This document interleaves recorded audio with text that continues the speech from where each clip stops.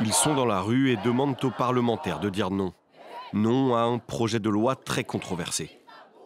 Les gens protestent parce que certains ont décidé de voter une loi qui prive notre agence anticorruption indépendante de son indépendance et la place sous la tutelle du procureur ukrainien.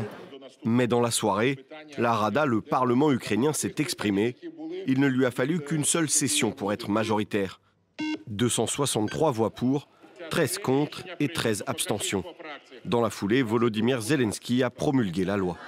Elle concerne deux institutions de lutte contre la corruption, le NABU, le Bureau national anticorruption, et le SAPO, le bureau spécialisé du procureur, qui est chargé d'engager des poursuites. Les deux sont donc désormais sous l'autorité du procureur général, lui-même sous l'autorité de Volodymyr Zelensky, qui justifie cette décision par la lutte contre l'ingérence russe. L'infrastructure anticorruption fonctionnera, mais sans l'influence russe. Bien sûr, le NABU et le SAPO seront efficaces.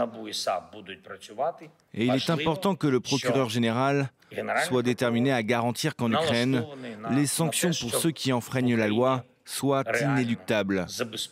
C'est ce dont l'Ukraine a vraiment besoin. Mais le vote choque. Pour l'Union européenne, il s'agit d'un sérieux recul, car la corruption est un mal endémique en Ukraine. Le pays avait fait des progrès après la révolution de Maïdan en 2015, en créant ces deux instances qui représentaient un gage important pour les dirigeants européens. À en croire les manifestants, ils sont bien décidés à rester dans les rues. L'Ukraine en guerre pourrait aussi être secouée par des troubles internes.